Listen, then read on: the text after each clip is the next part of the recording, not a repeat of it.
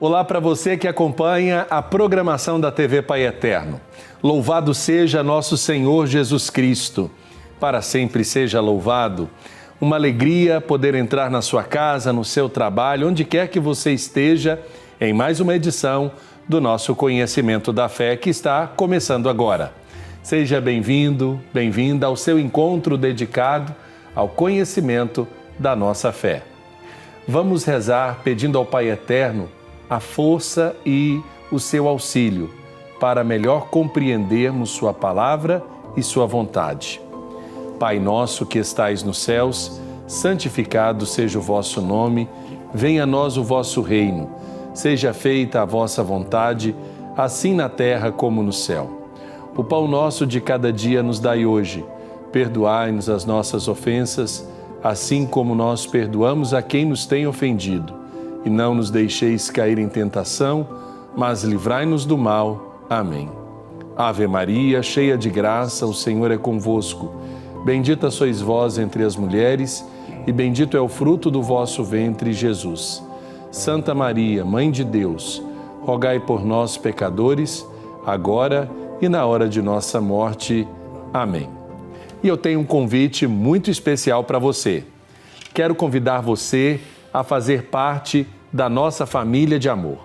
Entre em contato com a nossa central de relacionamento para deixar a sua mensagem, o seu pedido de oração. Envie uma mensagem para nós pelas nossas redes sociais. Faça parte da família Filhos do Pai Eterno. Ligue para nós ou envie sua mensagem também através do WhatsApp 62 3506 9800 ou acesse o nosso portal paieterno.com. Se você tem o seu smartphone, através da sua loja de aplicativos, baixe no seu celular o nosso aplicativo Pai Eterno, feito com muito carinho para você. E nós estamos vivendo, neste tempo de preparação para o jubileu de 2025, um momento de revisitar os documentos do Concílio Vaticano II.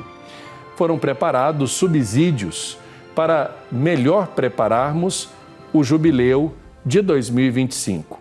Foi a coleção Cadernos do Concílio, composta por 34 volumes, que nos falam das sessões do Concílio Vaticano II.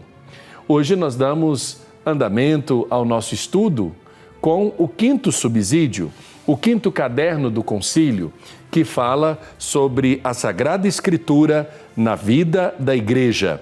Este documento vem nos chamar a atenção deste aspecto fundamental, a Palavra de Deus no coração da comunidade.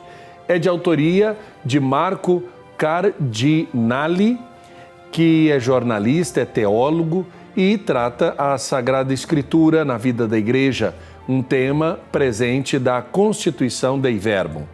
E para falarmos um pouco mais deste caderno do concílio, desse aspecto que está na Dei Verbum, eu tenho a alegria de receber o meu querido professor Valmor da Silva, professor do programa de pós-graduação em Ciências da Religião da PUC Goiás. Professor Valmor, que alegria recebê-lo mais uma vez aqui na TV Pai Eterno, no Conhecimento da Fé, para falarmos de um tema tão interessante.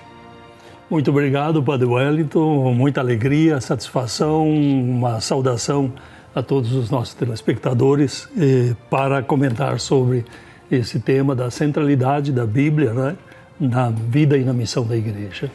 Professor Valmor, nós tivemos nos programas que antecederam a este a oportunidade de acolher a provocação do Papa Francisco ao dizer que é tempo de redescobrir a beleza do ensinamento do Concílio Ecumênico Vaticano II, que ainda hoje instiga os fiéis e todos os cristãos a ser mais responsáveis e presentes no oferecimento da própria contribuição para o crescimento de toda a humanidade.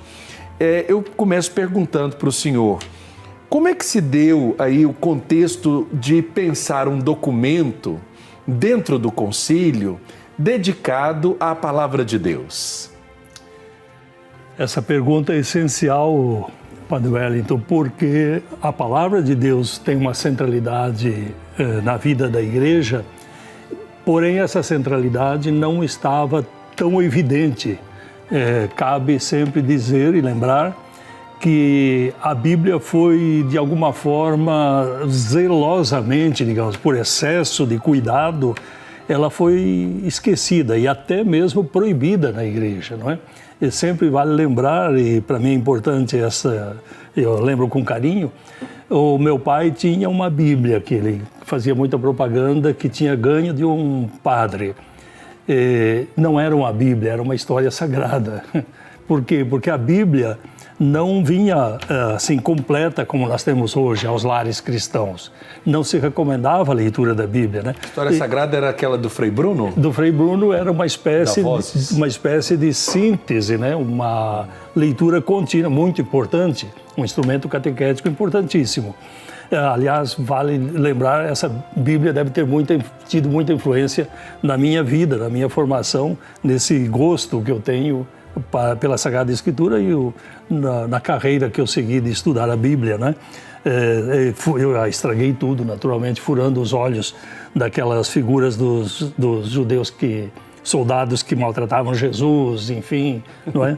Mas para dizer isso era uma presença plástica, visível, né? Agora, voltando à pergunta, porque eu desviei um pouco com a minha história pessoal, mas acho que é oportuno e importante. O momento do Vaticano II inicialmente não era favorável tanto assim. Em 1960, 62 a 65, no caso do concílio, esse documento, a Dei Verbum, teve um histórico muito complicado. Desde um documento dogmático que voltava àquela forma de dizer que valia, sim, era a autoridade da Igreja, que a Bíblia é inspirada por Deus, claro que ela é, né? Que ela contém a verdade absoluta, dogmática, não é? Que ela não contém erros, essa história da inerrância. Então, esses temas dominavam os primeiros esquemas conciliares. Depois foi se transformando até que nós temos um documento que é um documento avançadíssimo, atual, equilibrado, maravilhoso, o que saiu em 1965. É interessante observar também, professor, nesse momento que a gente está introduzindo o assunto, né, para a gente lembrar aqui, já tratamos de aspectos muito interessantes. Nós tratamos aqui da revelação como palavra de Deus, falamos da tradição e da inspiração. Nesses programas tratamos desses aspectos. Mas eu gostaria que a gente pudesse também lembrar que o documento, ele é uma constituição que ao lado do documento da liturgia, por assim dizer, baliza este novo olhar da igreja diante da tradição, diante da palavra de Deus. Seria um reentronizar a palavra, né, para que ela de fato seja tratada com a devida reverência, com o devido reconhecimento, o peso valorativo que ela tem para todos nós? Justamente, sim. Como eu digo, a Bíblia teve sempre, a Dei Verbum declara isso, que a Igreja sempre venerou, o verbo é venerar, quer dizer, teve uma devoção, uma veneração pela palavra, pela Escritura, no mesmo nível da Sagrada Eucaristia, que é a fonte da vida da Igreja, não é? O auge, o máximo. A Bíblia, portanto, sempre esteve no mesmo nível, no mesmo patamar. Mas, como eu dizia, isso nem sempre foi concreto, nem sempre foi presente por excesso de zelo, porque a Igreja queria cuidar, preservar a palavra, preservar a importância, a verdade desta palavra. O Vaticano II, eu diria assim, ele popularizou, ele deixou na vida das pessoas, nos lares cristãos, a Bíblia, a palavra de Deus. O Vaticano II, a gente lembra, colocou a Eucaristia nas mãos do povo, né? Que a Eucaristia, na minha infância, era só de joelhos e tudo, né? Recuperou essa tradição da Igreja, a comunhão na mão, né? Em muitas épocas, no início do cristianismo, as pessoas até levavam a Eucaristia para casa, para os enfermos. Mas eu diria, mais do que devolver a Eucaristia nas mãos, devolveu a palavra, a Bíblia, para as mãos dos fiéis, para as mãos das pessoas, do povo. Então foi esta, eu acho, a grande revolução, se nós podemos dizer, embora fosse um valor perene da Igreja, o Vaticano II, através principalmente da Dei Verbum, entregou a Bíblia como ela é um livro nosso. Nós podemos afirmar que a Dei Verbum, enquanto um documento, né, que não caiu pronto, né, de modo algum do céu, mas foi se formando ao longo das sessões, das opções. Se não me engano, foram cinco redações, né? Olha. 5 documentos. Olha, até chegar no que nós temos. Foi o mais polêmico dos documentos do Vaticano. E nós podemos dizer que a Dei Verbum é o coroamento do que foi chamado como movimento litúrgico, que antecede a entrega do documento pronto? Creio que não só litúrgico, assim como o movimento bíblico. Bíblico, mas vale dizer também litúrgico, também ecumênico, também de juventude. Foi um conjunto, né, de movimentos que foi coroado com o Vaticano II. Particularmente no caso da Bíblia, claro, havia experiências, os estudos contribuíram muito, os estudos bíblicos. Ao caso do Pontifício Instituto Bíblico, onde eu estudei, fiz o mestrado, inclusive, ameaçou de ser fechado durante o Vaticano II, porque estava muito avançado. E a crítica no início do concílio era que os estudos bíblicos da Igreja Católica estavam se aproximando muito da Igreja Protestante, das igrejas protestantes que sempre primaram por uma dedicação forte à palavra de Deus, né? Houve o caso, o meu professor de Bíblia, Frei Ovidio Zanini, de muito saudosa memória, lá do Paraná, ele foi aluno do Bíblico durante o Vaticano II. Olha. Então ele comentava, por exemplo, de professores dele que se despediam das aulas chorando, que eram suspensos, isso aí nos primeiros anos. Depois também, essa história eu confirmei lá, o grande Norberto Loffink, um jesuíta alemão que é conhecido também no Brasil, tem obras traduzidas. A defesa de tese dele no Pontifício Instituto Bíblico convidaram os padres conciliares para participarem, para conhecerem o que se fazia lá nesse Pontifício Instituto Bíblico, porque a notícia era que aquilo ali era uma revolução, uma protestantização, uma degeneração da leitura da Bíblia. Então mostraram como havia seriedade no trato com a palavra de Deus por parte dos estudiosos. E isso fez essa transformação, essa mudança, como eu disse, passando por 5 redações diferentes, até chegar ao documento que nós temos hoje, com uma proposição positiva com relação à Bíblia. Quer dizer, quebrou aquela ideia que este livro é perigoso, que esse livro é proibido, que ele contém ameaças, ou que ele contém... que é melhor manter longe. Não, esse é um livro para nós, então foi o Dei Verbum, o Vaticano II, devolveu nas nossas mãos. Maravilha. Eu estou observando aqui a Bíblia do professor Valmor, é uma Bíblia bem utilizada, né? Nossos professores na teologia diziam, não me tragam Bíblias como se não tivessem sido usadas, novas, né? Novas. Então, é preciso que ela tenha sinais de que está sendo utilizada ao longo do tempo.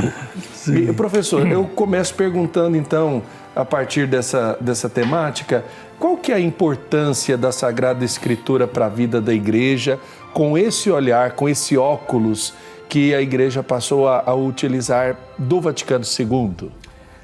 Creio que está bem expresso, nós já mencionamos, mas está bem expresso na Dei Verbum, se não me engano, é o 21, 22, que já mencionamos que a Escritura, a palavra, está no mesmo nível de importância, de veneração da Eucaristia. Como a Igreja caminhou muito em direção à Eucaristia positivamente, esse pilar, né, essa perna, essa força, evoluiu, está forte, graças a Deus, e é importante que seja. Então, o Vaticano II tentou recuperar a força agora para o outro pé, né, para o outro pilar, que é este pilar da palavra, da Bíblia.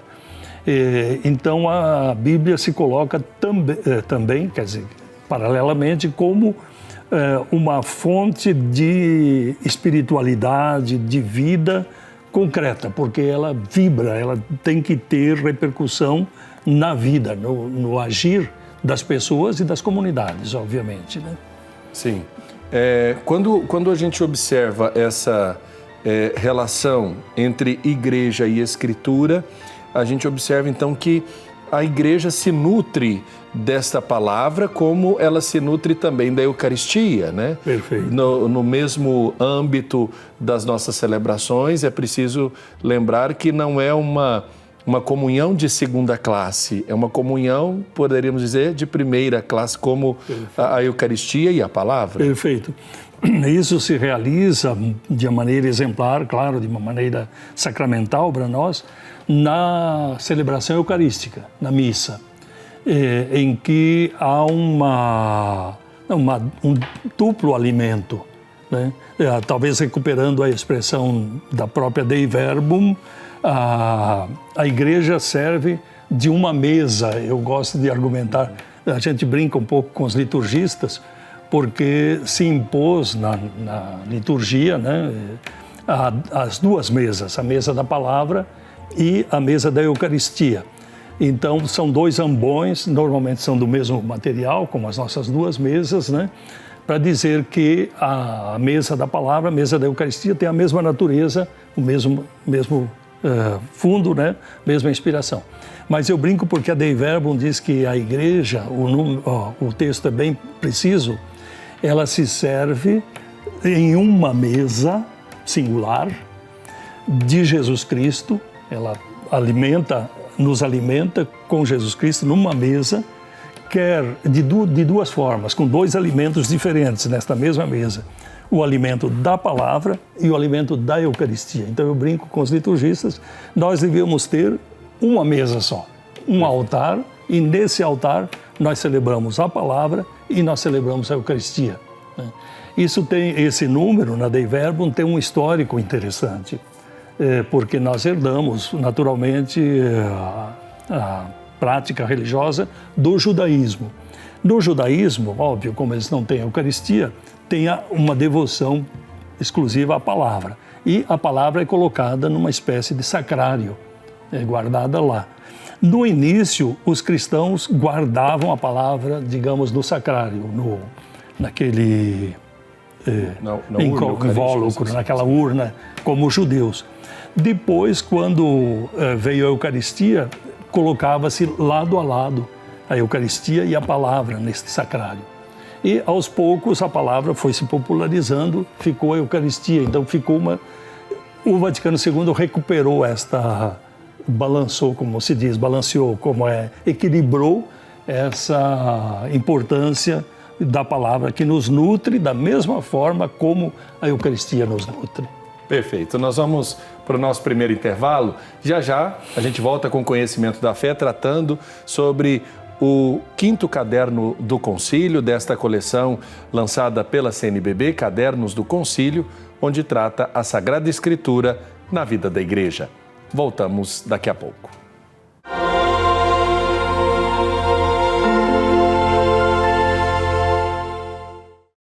Estamos de volta. Hoje, no nosso Conhecimento da Fé, damos o 5º passo nesta coleção, Cadernos do Concílio, da CNBB, cadernos que foram editados pelo Vaticano, o Dicastério para a Evangelização.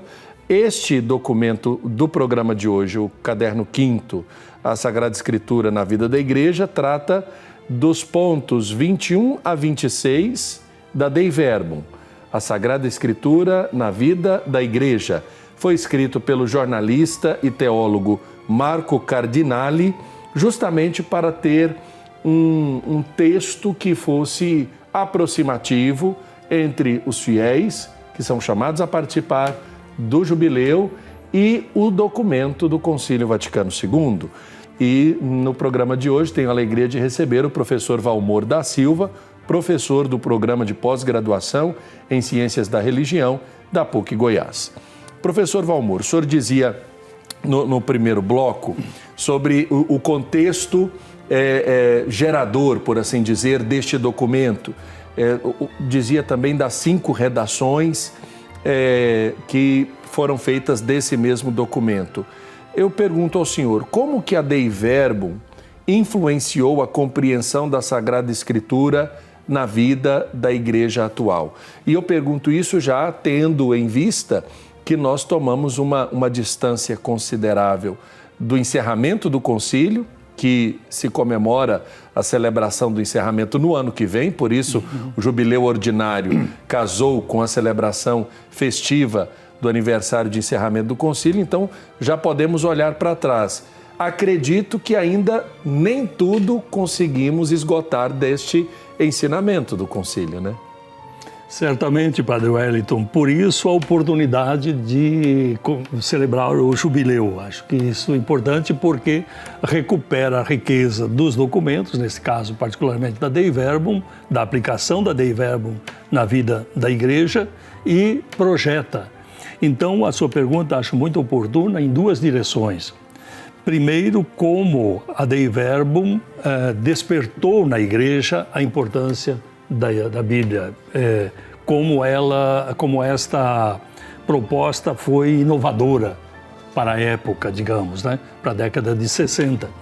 Mas eu acho que essa pergunta tem uma perspectiva, quer dizer, ela olha para frente, isto é, o quanto nós caminhamos da Dei Verbum até hoje, o quanto a nossa igreja, a nossa realidade evoluiu, o quanto ela valorizou. E isso é particularmente importante no Brasil, né? Eu me lembro de uma fala do Padre França, o grande jesuíta, né? o teólogo, sobre o Vaticano II, e no final eu fiz uma pergunta para ele: Padre França, em termos estatísticos, porque ele disse da atualidade, quanto por cento do Vaticano II foi aplicado?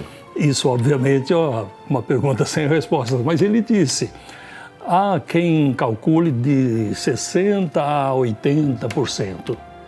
E então ele foi elencando os aspectos em que foi melhor ou mais aplicado o Vaticano II.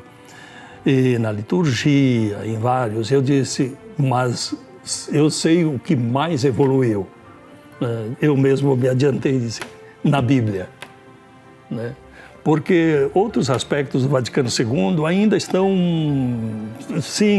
sendo implantados, mas com certa dificuldade, mesmo aspectos teológicos. A Bíblia, ela foi lançada e, como ela mesma diz, a própria Bíblia diz que a palavra corre, que ela corre veloz, ela é um atleta que corre, que está disparado, né? E que ela não está acorrentada, ninguém consegue segurar, ninguém consegue prender esta palavra. E então acho que o Vaticano II, nesse sentido, a Dei Verbum libertou a palavra, soltou, desamarrou e ninguém segura mais.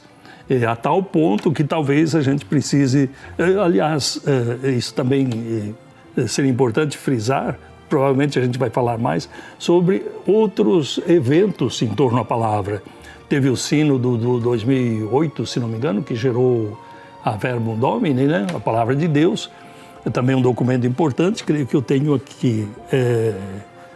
Sim, Verbum Domini, exato. E o Papa Bento XVI. Bento XVI, que é fruto desse concílio. Ele lançou em 2010, o sínodo 2008, 2009 e tal, que retomou aspectos já e ampliou, né? Depois, nos documentos mais recentes, também agora do Papa Francisco, retomaram aspectos bíblicos sempre.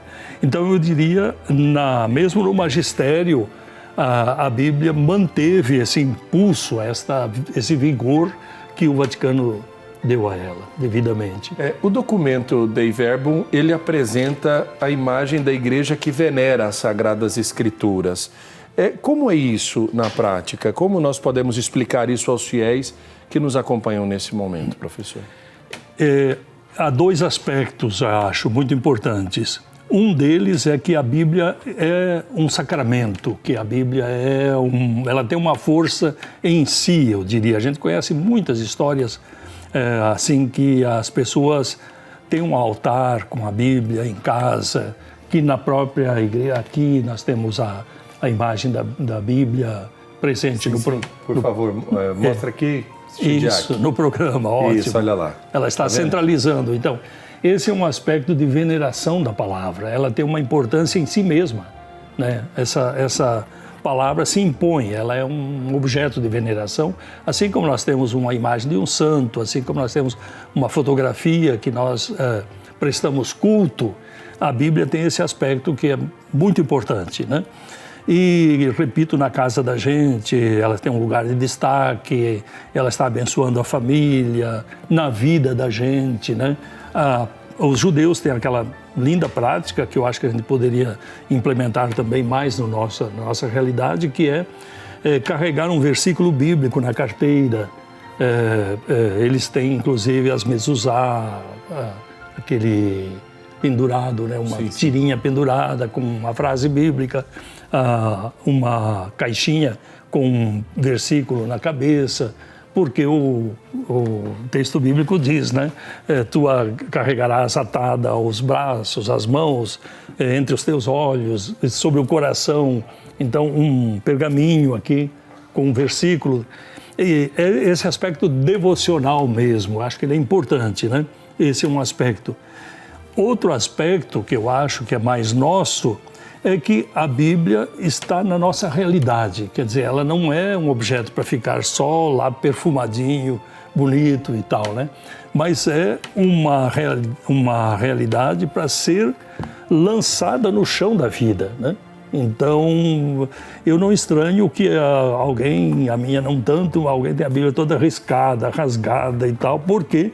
Porque a pessoa procura sempre trazer essa realidade, esse texto para a sua vida, para o seu dia a dia. Então, de alguma forma, digamos assim, lança no chão da vida a palavra. Aí ela tem uma veneração, por quê? Porque essa palavra tem uma vibração direta com a minha vida, com a minha prática, com aquilo que eu faço, né? Então eu acho bonito, às vezes a gente ridiculariza um pouco, mas acho bonito nos carros, na rua, a gente vê nas praças, ou outdoor, ou um versículo bíblico. Um versículo né? bíblico. Sim. Acho que isso traz esta vibração que é uma sintonia entre a palavra e a vida nossa. O Papa Francisco, na Evangelii Gaudium, enfatizou essa relação entre Sagrada Escritura e a vida comunitária dos fiéis. De que forma o Papa deseja, conforme o senhor tem lido aí os documentos e acompanhado o pontificado também do Papa Francisco, de que forma o senhor imagina que o Papa deseja que nós olhemos ou revisitemos este documento que é a Dei Verbum?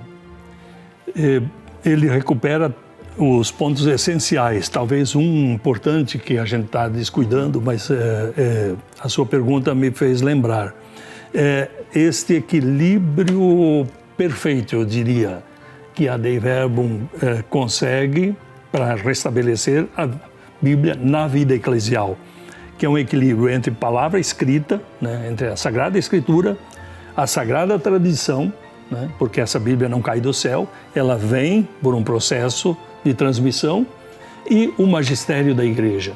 Então, esses três aspectos, esse tripé, segura a fé e dá suporte às nossas comunidades, às nossas igrejas, à nossa igreja e às nossas igrejas particulares. Por quê? Porque com a Bíblia eu posso fazer o que quiser, como a gente vê na realidade, infelizmente, nossa, social, política, etc., e desvios interpretativos assim.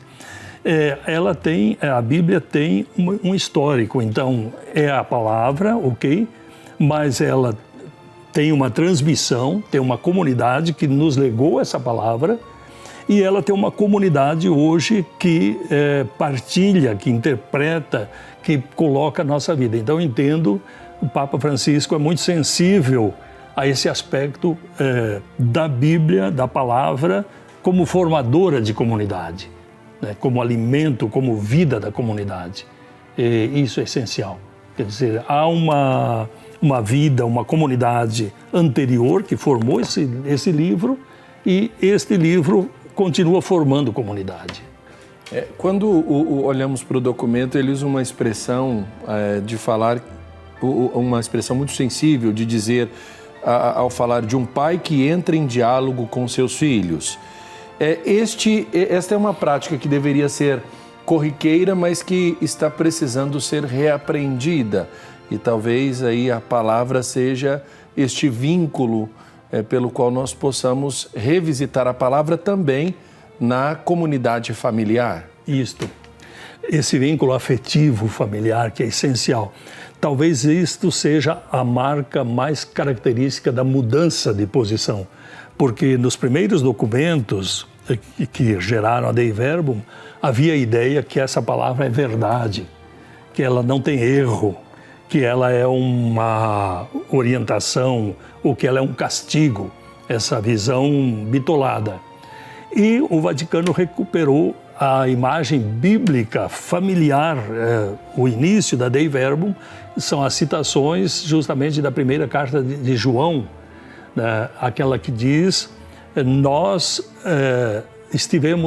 tocamos, nós vimos, nós apalpamos em torno ao verbo da vida, que é o testemunho dos apóstolos, né? Em contato pessoal com a palavra viva que é Jesus Cristo, né? E essa experiência, então, o que é a Bíblia? É Deus, é o próprio Deus Pai falando conosco como um pai fala aos seus filhos, como uma mãe se comunica e acarinha os filhos, né?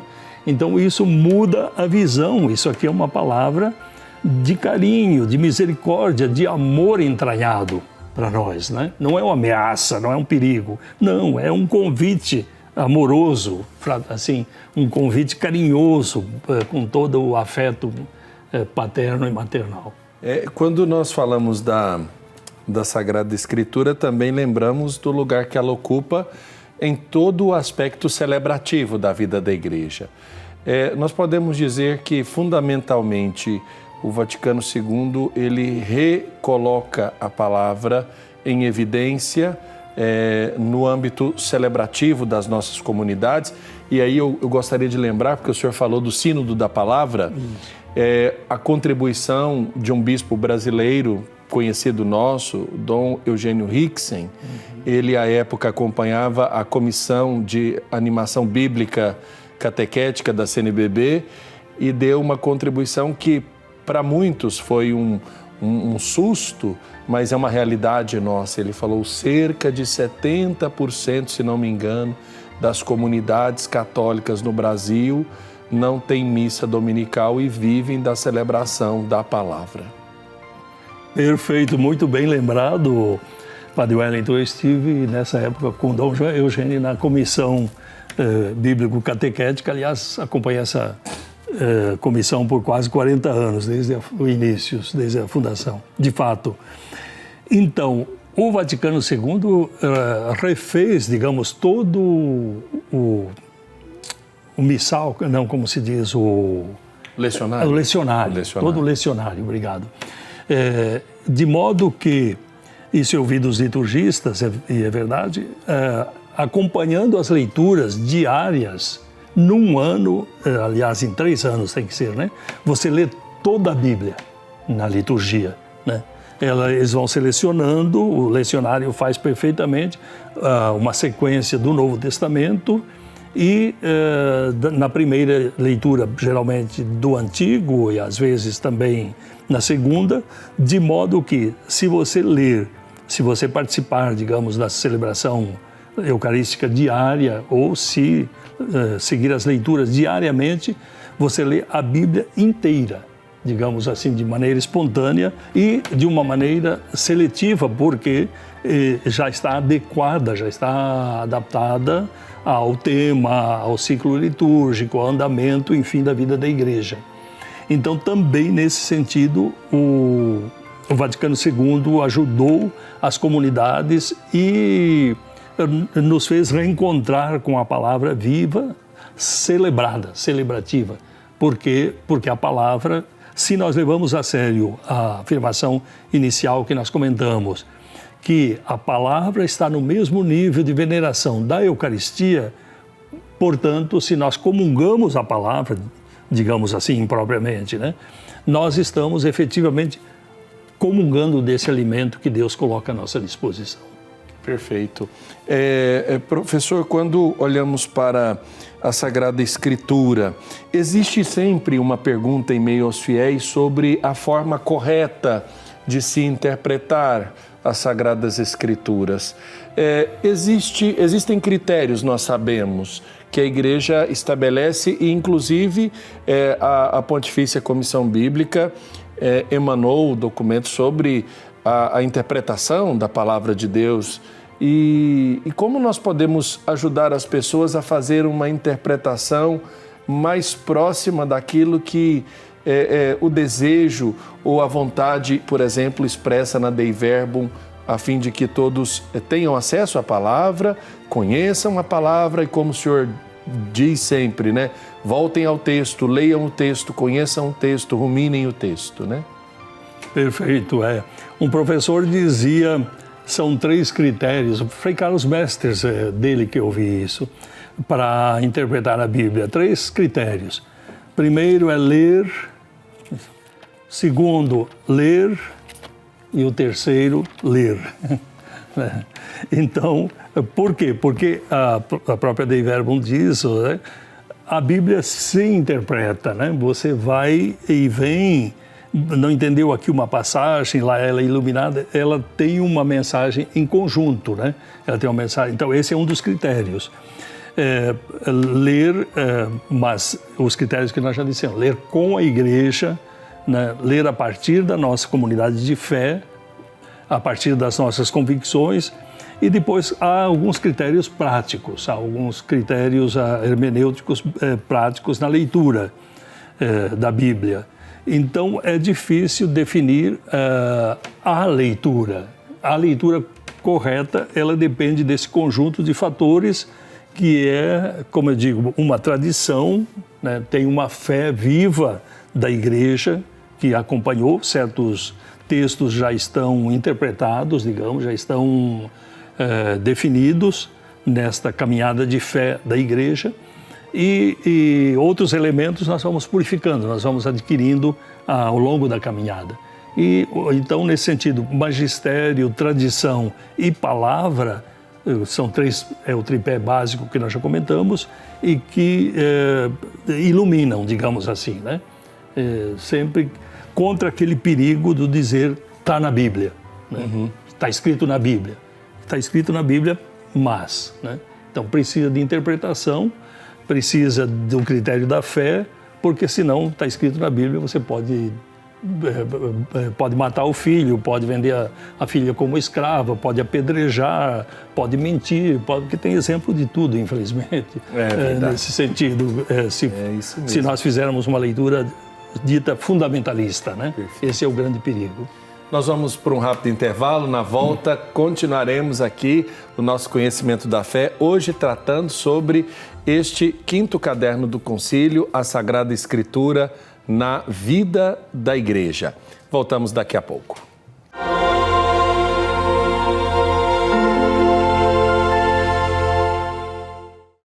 Estamos de volta com o Conhecimento da Fé desta semana, falando sobre a série Cadernos do Concílio, editado pelo Dicastério para a Evangelização e que foi traduzido pelas edições CNBB. Em preparação para o Jubileu Ordinário de 2025, Peregrinos de Esperança, nós damos o nosso 5º passo com este programa, com este caderno que trata do intervalo de parágrafos da Constituição Dogmática Dei Verbum 21 a 26, a Sagrada Escritura na vida da Igreja. E para isso estamos recebendo o professor Valmor da Silva.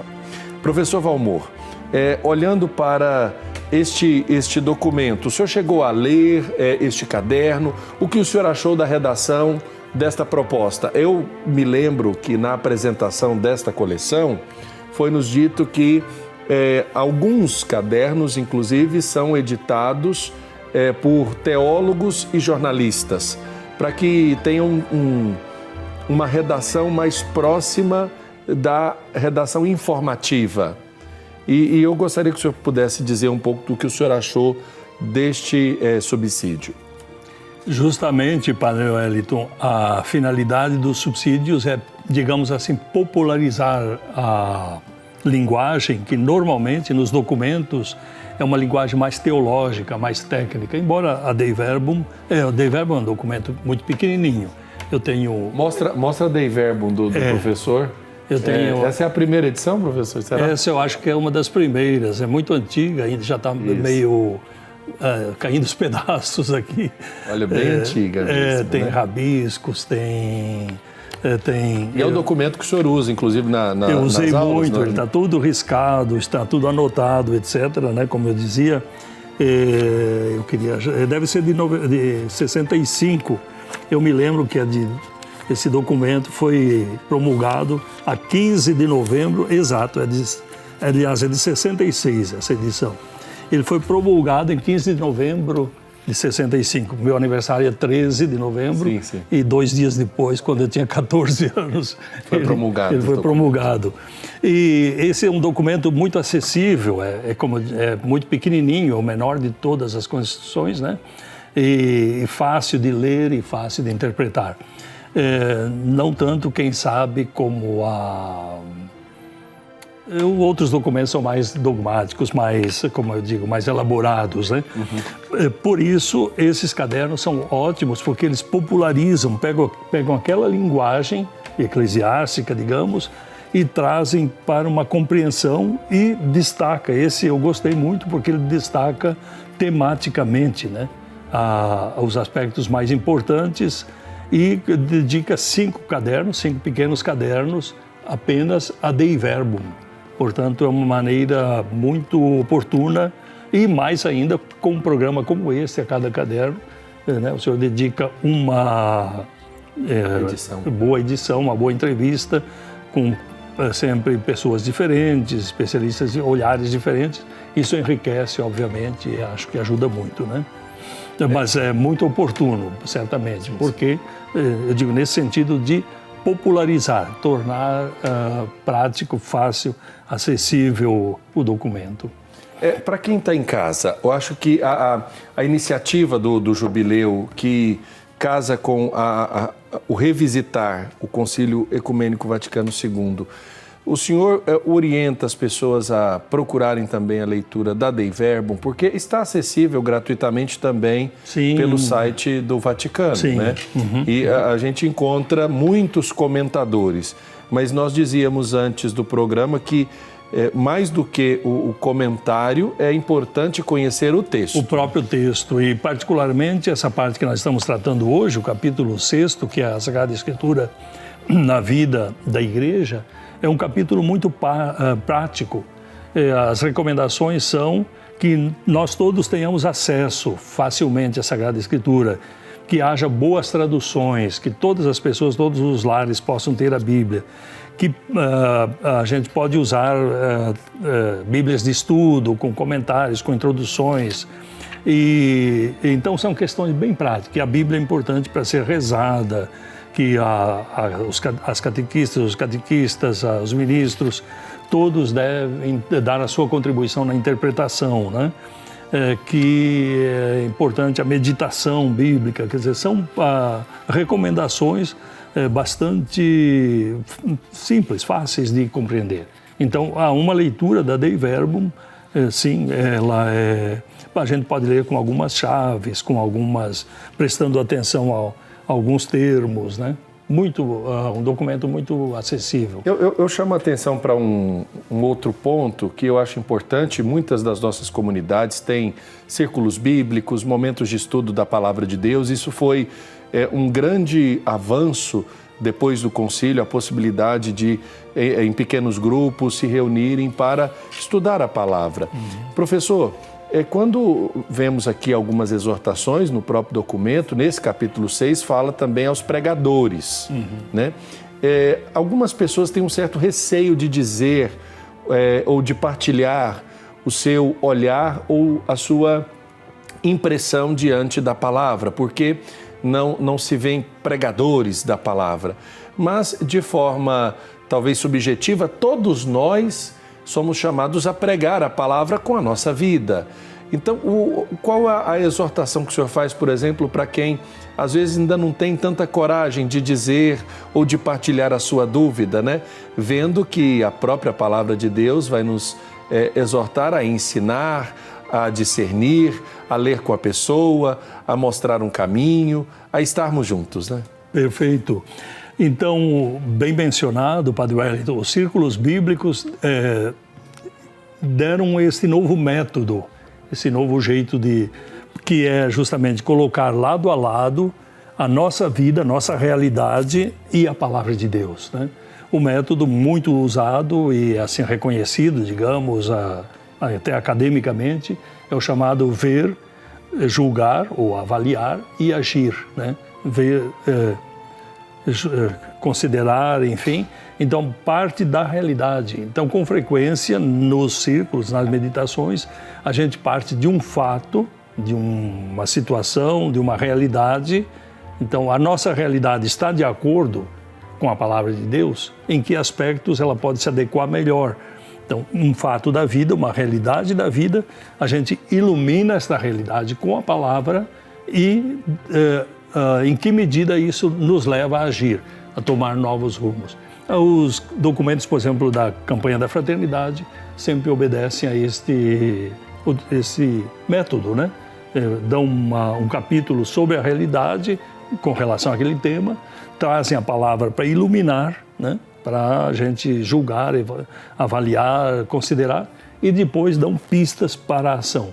Isso é perfeito no sentido de sintonizar a vida, a realidade, o contexto com o texto bíblico. Olha que importante. Professor, nós estamos caminhando para os nossos minutos finais. Eu gostaria que o senhor deixasse a sua mensagem sobre esse aspecto tão importante, né? A Sagrada Escritura na vida da igreja, mais do que na estrutura da igreja ou na hierarquia da igreja, mas na vida da comunidade igreja, do nosso povo, do povo de Deus. Perfeito, Padre Wellington. Talvez a gente não mencionou, porque o programa naturalmente é nacional, é universal, sim. Mas ia dizer uma palavra sobre a nossa Arquidiocese de Goiânia, que também passa por um despertar, por iniciativas diversas, no sentido de valorizar mais a Bíblia. Então, nós temos congressos bíblicos aqui, de diversas formas. Nós temos um incentivo à Lectio Divina, nessa leitura da palavra, leitura meditativa. A aplicação, claro, tem muita formação bíblica nas nossas periferias, na nossa realidade, seja da cidade, seja do interior e claro, do centro, na Arquidiocese de Goiânia.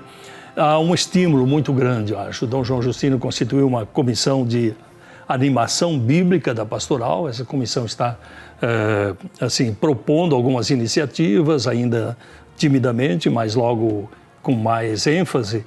Então, acho que há um despertar. Há outras dioceses, eu acompanho um pouco os documentos, que caminham muito nesse sentido, né?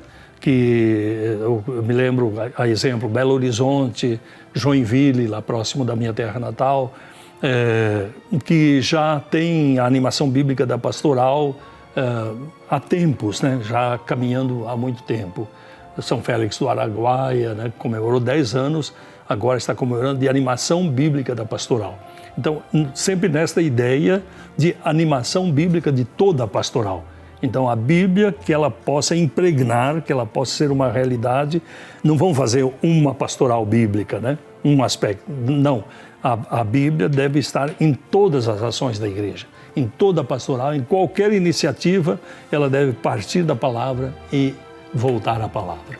Professor Valmor da Silva, professor do Programa de Pós-Graduação em Ciência da Religião da PUC Goiás. Muito obrigado pela presença do senhor. É sempre muito agradável ouvi-lo e tenho a certeza de que eu digo também por aqueles que nos assistem nesse momento. Muito obrigado, Padre Wellington. Professor também do IFTEG agora. Isso mesmo. Muito Valeu. obrigado. Nós agradecemos também a você que tirou um momento para acompanhar este conhecimento da fé tão importante para a nossa vida na comunidade. O Senhor esteja convosco, Ele está no meio de nós. Abençoe-vos o Deus Todo-Poderoso, Pai, Filho e Espírito Santo. Amém. Um abraço, até semana que vem com mais uma edição do nosso Conhecimento da Fé.